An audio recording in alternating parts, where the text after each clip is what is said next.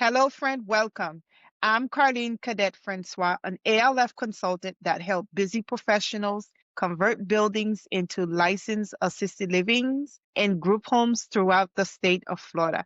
Today, we're going to cover 5 mindset shifts every ALF or caregiving CEO must do in order to find success without burning out. Number one, lead. You have a responsibility to lead. You are now in charge of the whole operation. Let that sink in a little bit. Think about it. Most of my clients are people that are very heart centered. I enjoy having conversations with them. I enjoy helping them open their ALFs and watching them step into the role and caring. It is what they do. They can close their eyes and care for anyone perfectly. But there is a struggle. And you know what? It's a struggle we all it's a struggle we all face whenever we do something new. As caregiving CEOs, you have to find a way to separate your caregiving duties with your duties as a CEO. Yes, I know you don't call it a CEO, you call it, I am the administrator. But honey, you are the CEO. This is your business. You are the administrator. Even if you're not the administrator, you're the CEO. You're the one who's making sure that everyone feels safe. When the residents comes in, they feel like there's someone in charge. When the family visits, they feel there's someone in charge. There is order. There is no chaos. The business is running efficiently, and it's because you, as the leader, and we're going to go over some things that you have to do, but you have to shift your mindset from being a caregiver to someone who actually is in charge and is the CEO in the backbone of the business. That means you have to stop being busy. You have to come up with a plan. You're not there to rescue everybody. You're there because you have a job to do. You have a business to run. You have people who depend on you, not just the residents, the staff, the resident family, the providers that are coming to your ALF to provide services to your seniors. You have so much going on to where you cannot afford to sit there and pick up everybody's busyness just because they can put it on your plate. You have to have structure. For example, I find most people focus on getting licensed. Getting licensed is easy, right? Especially if you hire a mentor that have done this before and that have a roadmap, that's easy. But stepping out to run your ALF without the right mindset, that's the challenge. So today's video, you're going to learn some things that you can do to avoid a lot of issues.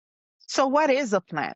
A plan is knowing what your responsibilities are as the CEO, hiring staff, bringing in residents, making sure bills are paid, making sure monies are coming in, making sure that you are keeping up with the expenses, making sure that you are finding clients, making sure that if you're not the one who are finding the clients, your administrator knows what to do to find the clients, making sure you have marketing budget, making sure you are charging your fees accordingly because you need money in order to run an efficient, effective business. Okay.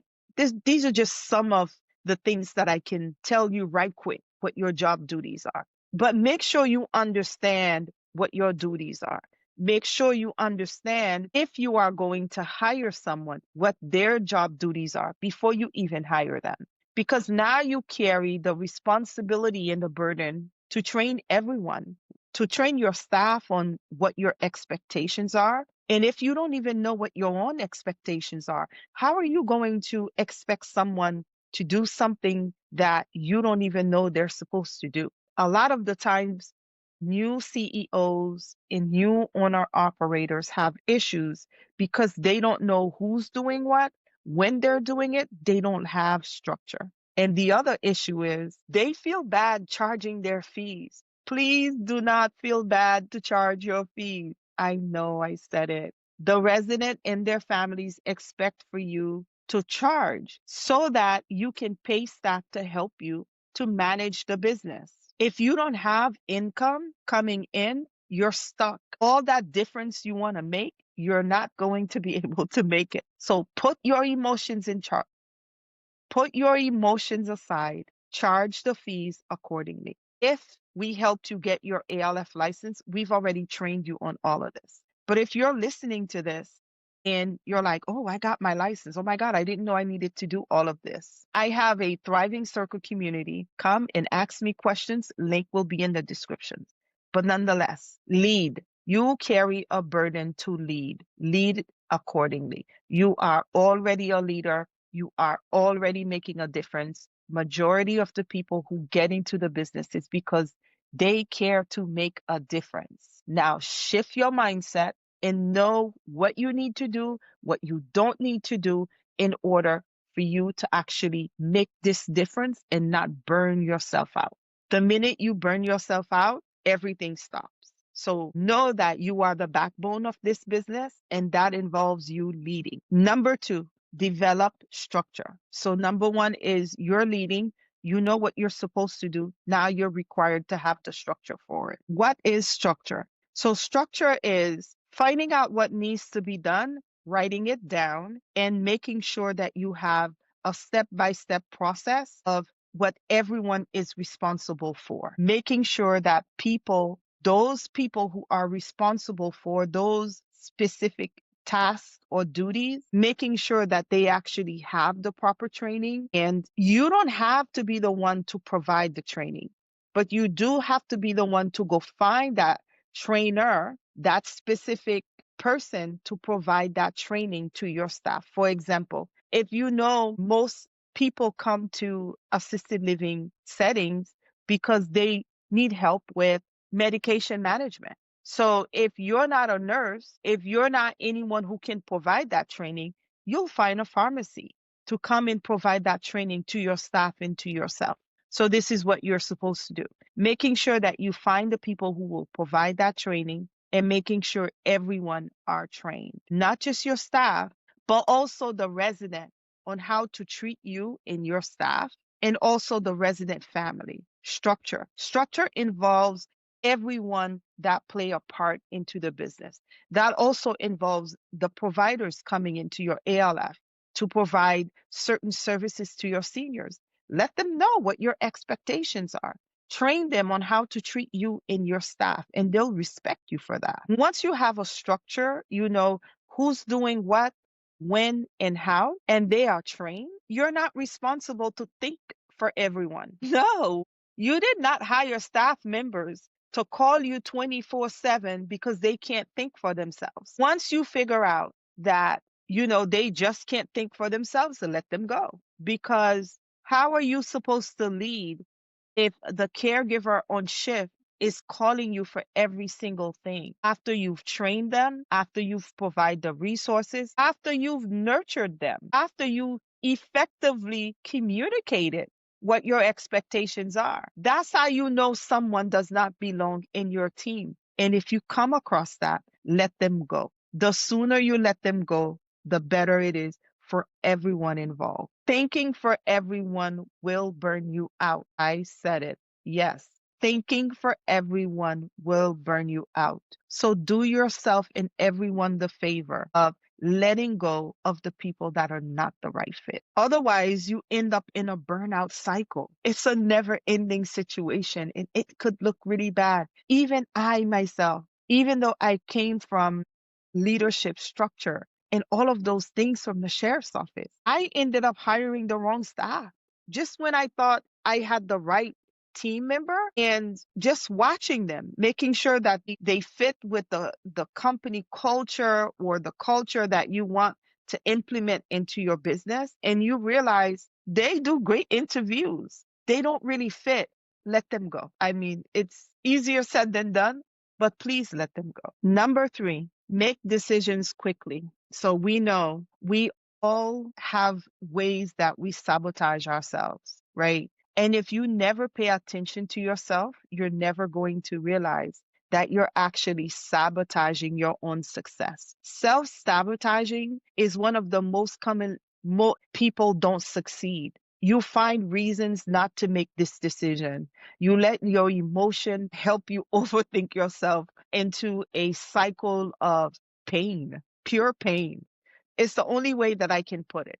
Find out what needs to be done. Talk to your mentor. Of course, find someone, a consultant that knows this business well. Have them as your mentor. They didn't have to help you open your ALF to mentor you. If they have a program, enroll in it. As long as you can get access to them and ask them questions, it will save you tremendously. And when in doubt, verify with your mentor if you need to do what you need to do. But nonetheless, I feel if we just lean into our senses, into our instincts, we will know this employee just don't fit. Let him go. This resident don't belong, even though I did the assessment. Um, they have the money to pay, but they cause chaos. Discharge them. Find out what decisions you need to make and make it quickly because it will hurt whether you take 10 days to do it or you took 10 minutes to do it. Nonetheless, whatever you're going to feel for that decision, you're going to feel it. So feel what you need to feel while you make the decision and prevent everyone else, including yourself, from suffering because of the lack of decision. Make decisions quickly. It is one of the most pivotal mindset shifts that will save you a lot of pain, a lot of suffering, and that will help you to find success because everyone is watching you. Your staff, your residents, the providers, everyone coming in is watching you. You don't want to stall.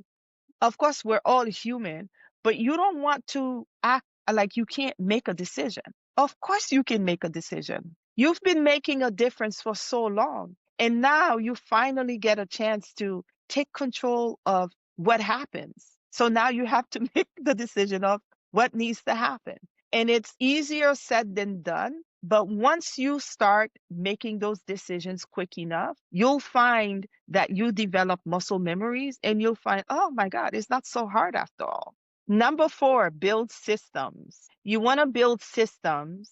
You want to have a cadence or a rhythm of when things need to happen. Inside of the binder that we put together for our clients for initial licensing, we have checklists of what needs to be done monthly, quarterly, yearly, every 2 years, just to make sure that around times when things are happening, for example, you'll have sad moments where your residence passes away and you have things that needs to be done. And whenever something like that happens, you have additional paperwork that needs to be completed. So let's say, for example, you have a resident that passed away, and then you have all of these other things that needs to be done, but then you don't remember or stress kicks in and you're not sure what to do.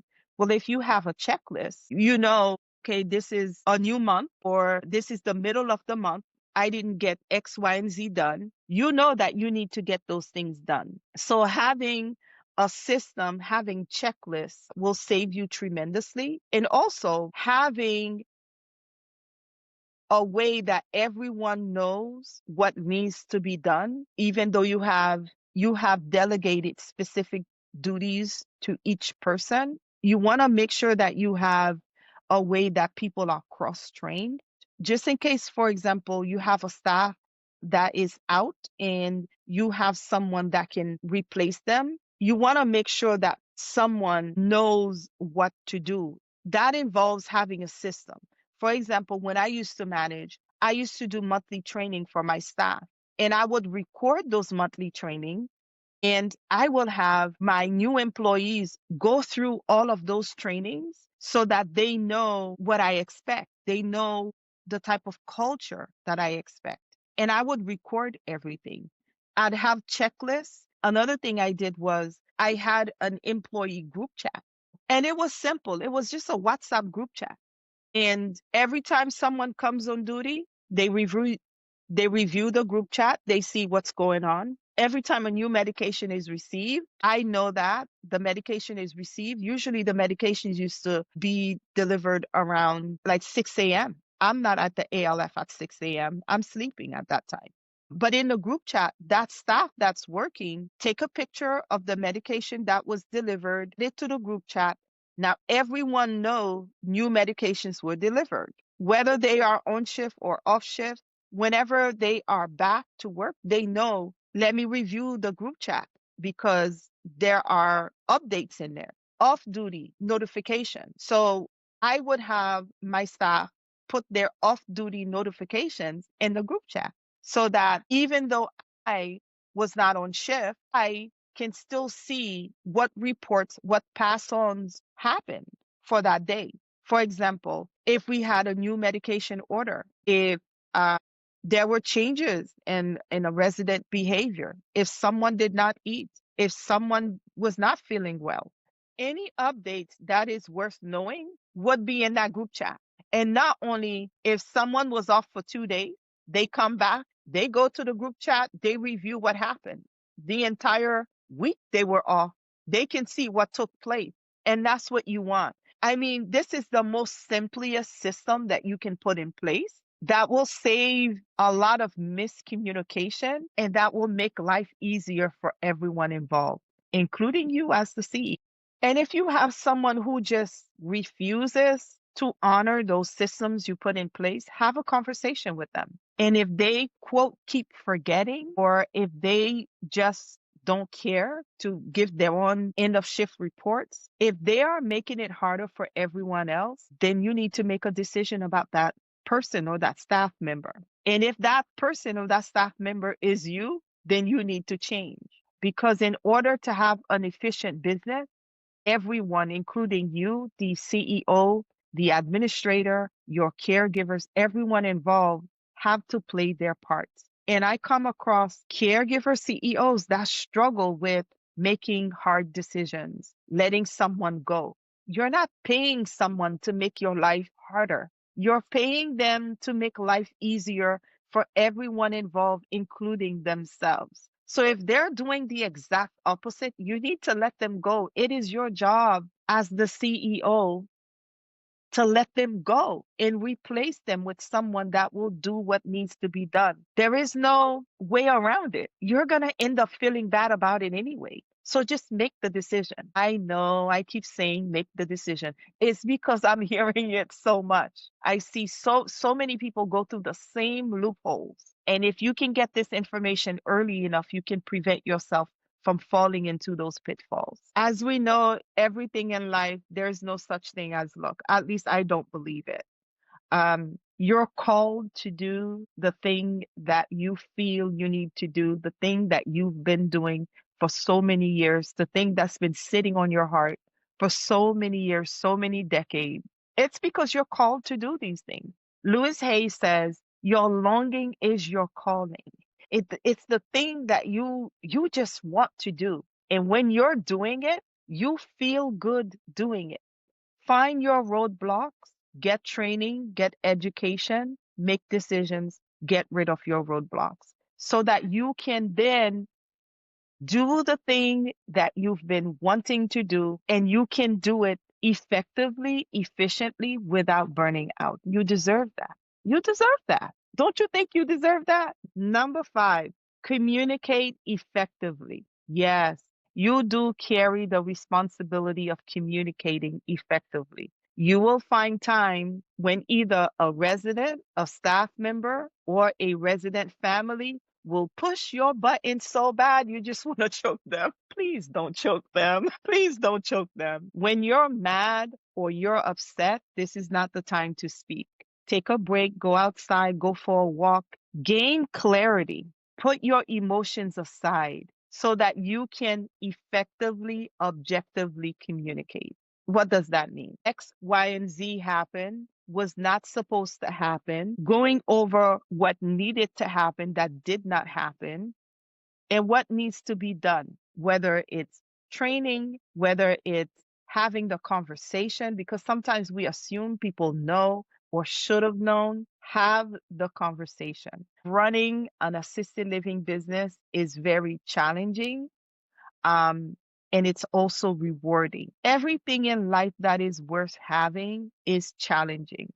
From my years of living and trying new things, I am one of those people. My husband would tell you, oh my God, another idea, another dream. I try a lot of things. I fail at a lot of things. And the things that I end up keeping that is worth having are usually the ones that stretch me the most. Because I'm one of those people, I get bored easily. I like to try new things. I like to explore. I like to stretch myself and see how far I can go, what I can become in a year. It's fun to me. But those things also comes with stresses of doing something new for the first time. And you just don't have the full view of where it's going. But having conversations help you, your team, to realize what the bigger purpose is. And sometimes even us as the CEO, we need those conversations. So when a resident family push your button, you carry the burden of being professional. Address the situation professionally, always professionally. And if you're not ready to address it, step away. Step away and ask. If you can't step away because you're on the phone or the situation is happening, can we revisit this later? Can we have this conversation in 30 minutes? Is it okay that we talk about this in 5 minutes, in 10 minutes? Put a separation to where no one is losing their temper, especially you. If it's a staff member, it's the same thing. Have a separation time frame where everyone can calm down, get clarity, and come back to the conversation. I know it's easier said than done. Yeah, I know that. I've been there. But if you can discipline yourself enough, it will pay you tremendously. Because at the end of the day, everyone is watching you. Everyone is watching you. I'm not saying that to intimidate you or make you feel any kind of way. It's because it's the truth. And you will find that it is the truth. And the sooner you learn how to navigate these issues, the better you can go out there and thrive and make a difference and make your seniors feel special. You're already good with that. You're called to do that. Take good care of your staff, your seniors, the resident family, and make good money doing it. And it's what you were made to do. People who get into caregiving businesses is because they carry the right heart set, the right mindset, and they go out and make a difference. I hope you found this video helpful. Please consider to like, subscribe, and share this video with someone that will find it valuable. Again, I'm Carlene Cadet Francois. I help busy professionals convert buildings into thriving assisted living businesses in Florida. I also host the Assisted Living Caregivers Conference that happens every year around January. The next one is January 23 and 24. Tickets are almost sold out. I also host masterclasses. I'll put the link in the description. If you feel called, if you see that we are aligned, if I can help you with anything, I'll put in the descriptions the ways that you can work with me. And I will see you in the next video. Take care of yourself, and my goals are for you to succeed. Okay? Just remember that. And I'll see you in the next video.